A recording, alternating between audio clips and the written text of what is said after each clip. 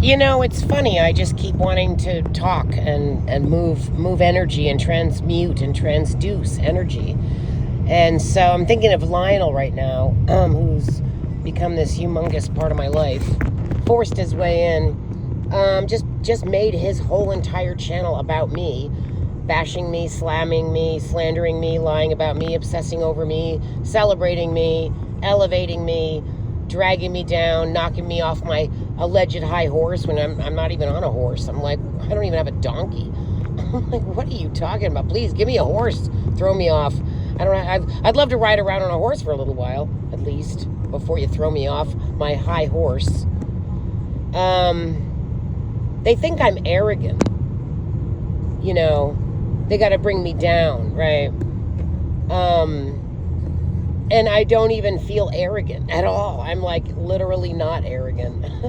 I'm like, and I'm not sitting in my high horse judging everybody at all. Everyone is judging me and acting like this specific troll group that is managed by the lovely and beautiful fucking bitch Mel Pandora. Sorry, Mel, I'm not gonna call you that anymore. I mean, you just ruined it with your nasty criticisms of me in Lionel's chat. And maybe your Wheels character, she can't stop shitting on me. She's just a shitty little person.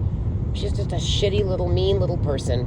And some of my friends who have been witnessing all this bullshit, they think that Sippy is going to absolutely not like Wheels very quickly. Most people don't like Wheels. Sippy doesn't know these people, and she tries to, chummy up with all these crappy people who are against me, just shitting on me for no reason, and then acts like she's my best friend ever, and then wants me to take down any slander about her when she runs around to channel after channel after channel writing all this shit about me.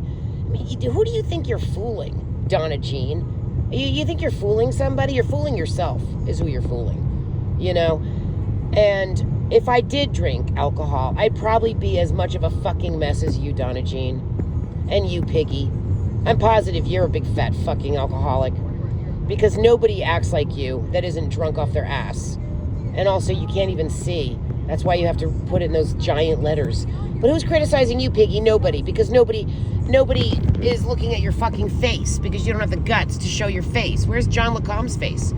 Where's Jack Prepper's fucking face? All those people, I don't know why. I think this whole thing is staged with you saying that Tashi and her hubby have dumped you and you don't know why. I think that you are just pretending that the people that I hate the most and that I wish I'd never met and that have harassed me the most and have tortured me the most, and Tashi's not showing up lately, which is a fucking relief, but she did nothing but show up, and ever since I eked back onto this stupid fucking toxic platform, which brings out the worst in me and makes me feel angry.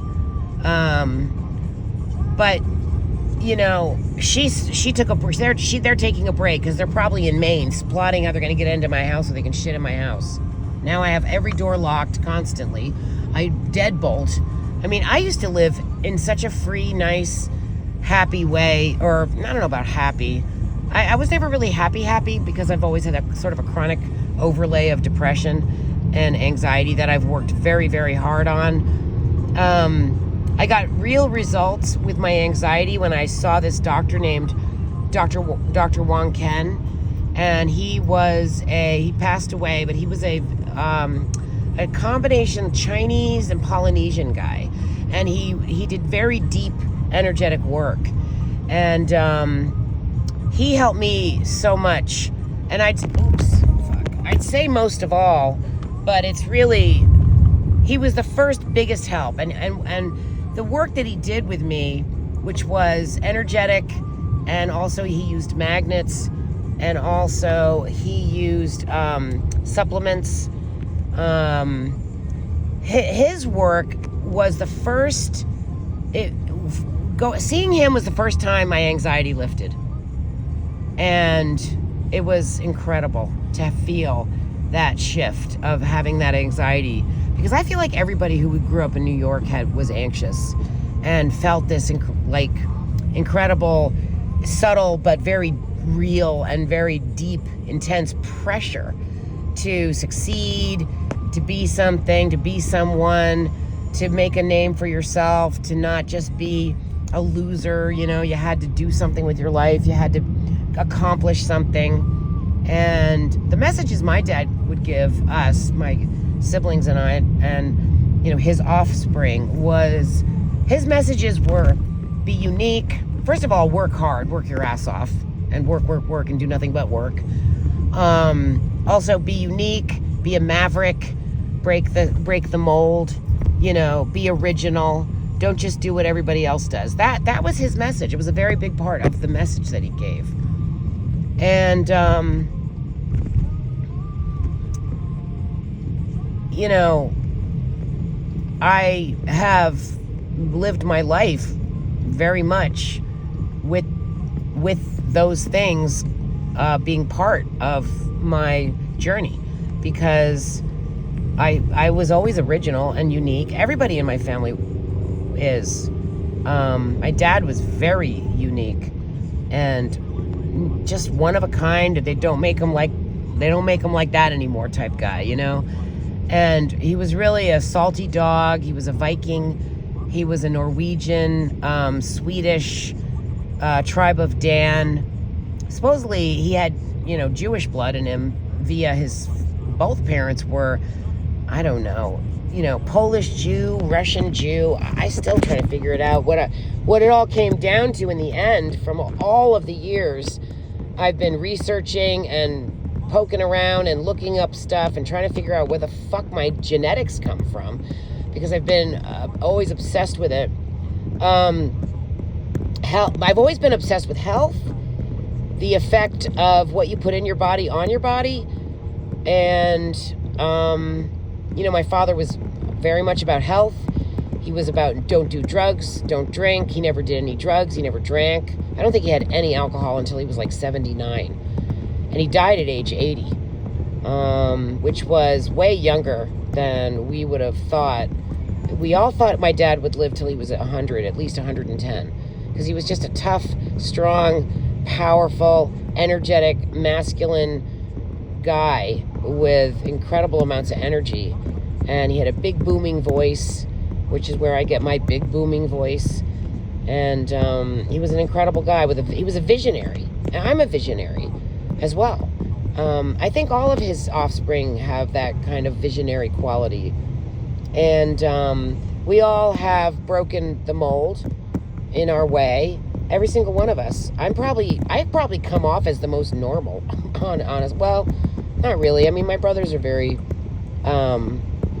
you know, my sisters are more, their artistic sense is a little bit probably more off the beaten path. Whereas I, you know, I'll dress more normally. I do like to wear my uniform, which is my Team Rose We Object to Bullshit t-shirt, or my Wisdom Codes t-shirt, or, you know,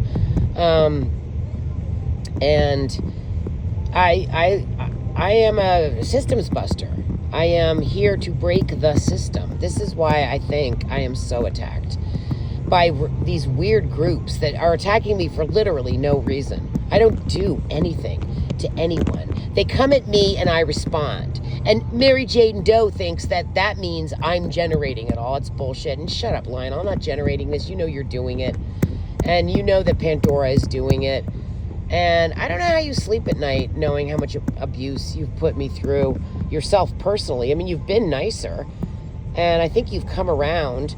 You know, I didn't have a plan with you, but my overall basically plan is to try to bring out and to inspire the best version of yourself, and or my idea of that, which would be to activate your healing codes, your earth codes, your divinity codes, your human codes. And this is a difficult task because the codes are in our body, but they're locked away. They're not energized. They're not getting the energetics. And the power of our DNA is basically blocked off to us. We're not allowed to access it, because if we did, we would not need the Anunnaki or any of these religions, We would be our own source of energy. And this is why the Anunnaki, especially the Prince Enlil, was so afraid of our power.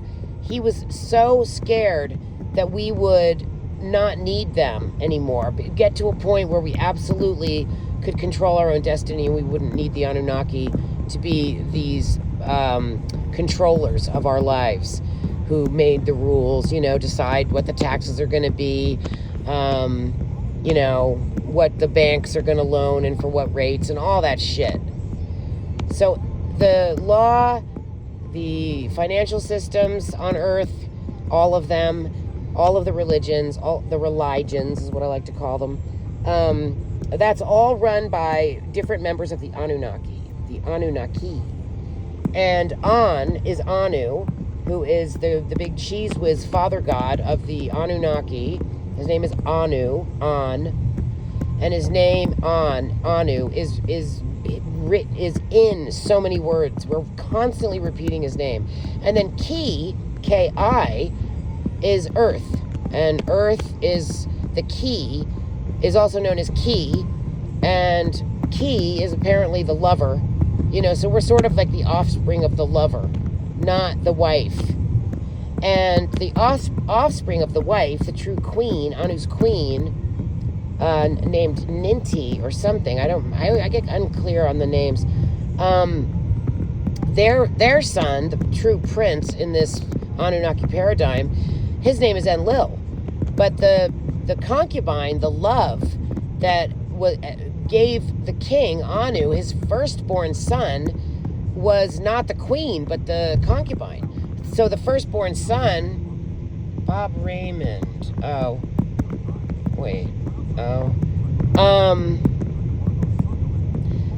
The firstborn son was Enki, Anu and Ki.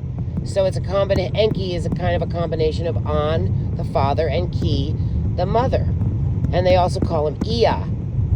And the firstborn son is like the genius. He is the geneticist, the master geneticist. And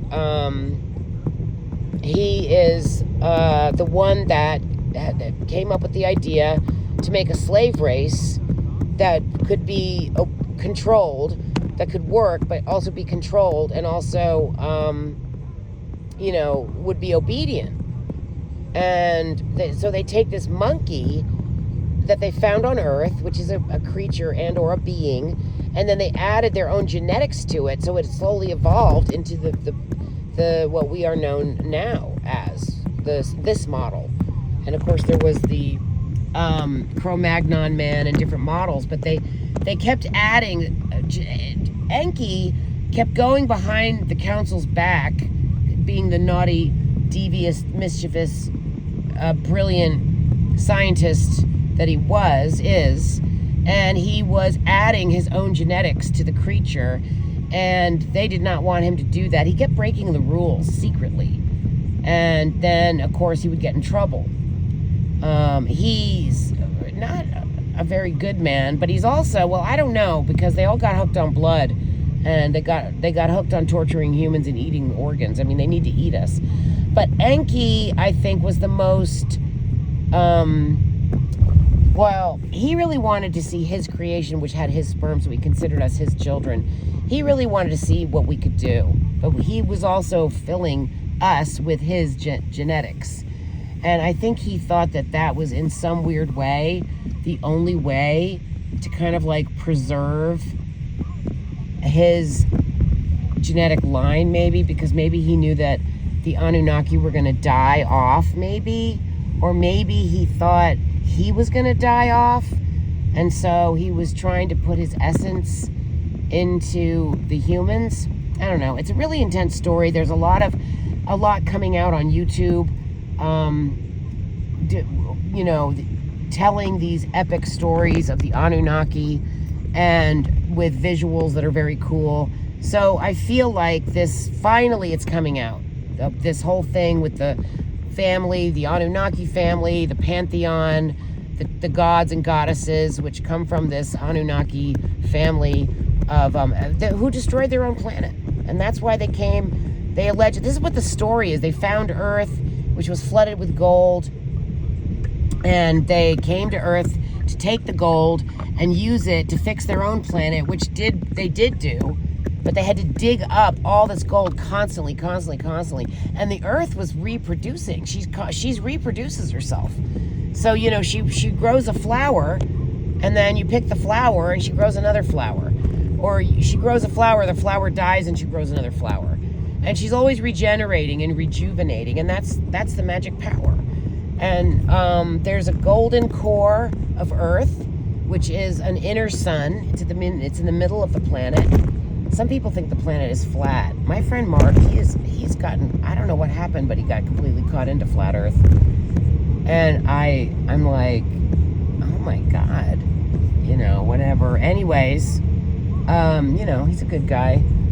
He believes in flat Earth, so we don't, he likes to argue about it, and I'm always like, nope, we're not going to argue about that, you know. So anyway, these guys that live near me, you know, John LeCombe, and then I don't know who Jack Prepper is. I don't even know if he's American, but he might be. But those guys have been pretty rude to me, and maybe they stopped being as rude. But then Martin is like screaming at me for talking about John LeCombe, like I'm this bitch who made up all this shit about him and I should shut up, when I'm not the one who said those things.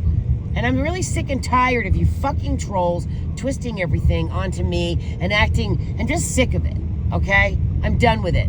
I'm done with it, Martin. Just take I don't have to watch your channel, and I'm not going to if that's what you're going to do. But if I check in and find out that Peggy is slandering me, boy, Peggy, you're going to fucking regret it. And just know, Peggy, that while you're slandering me with your lies about me doing drugs and meth and all this alcohol and all this shit I don't do, I am going to send my ancestors after you, and they can find you, and they know who you are. Okay, they know it all. And you are going to think of me when your karma slaps you in the ass or the face, which you deserve, Peggy, because I don't deserve having you on my ass all these years, okay? And as far as I'm concerned, Peggy, you're half the trolls. And, you know, your thing with Tashi is really, you know, all of it.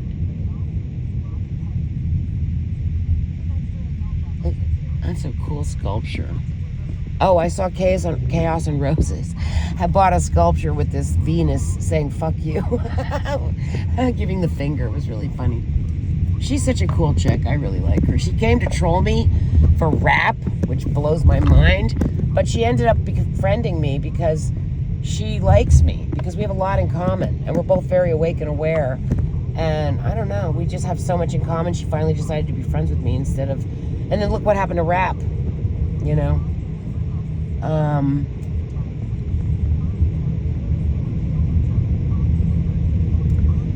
So, I don't know. Oh, I think I'm live, but I'm not. I'm just doing a video. Just making this quick video. Oh, and, I don't like the way these guys are terrorizing me and making me afraid to be in my own house. It's really, really, really fucking sick. And then act like it's my fault. It's really sick what you're doing, Martin. You know, you have no right to act like a little victim. You know, you threw tantrum after tantrum after tantrum when anybody mentioned your sister and the whole Sue's thing. And, you know, you were treated like shit by those people. And you went crazy. So you acting like I getting upset at what's happening to me is some sort of like anomaly. I mean, I'm just sick of this hypocritical bullshit. I really am. I'm probably going to do one night of like giving everybody their awards. Who is the best troll? Who is the meanest? Who is the biggest bitch? Who is the most slanderous? Who lies the most? Who's the prettiest? Who's the best looking? Oh.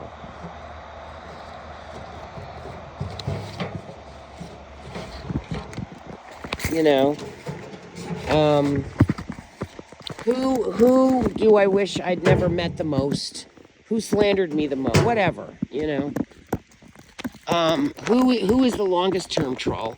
Peggy actually wins a lot of fucking awards.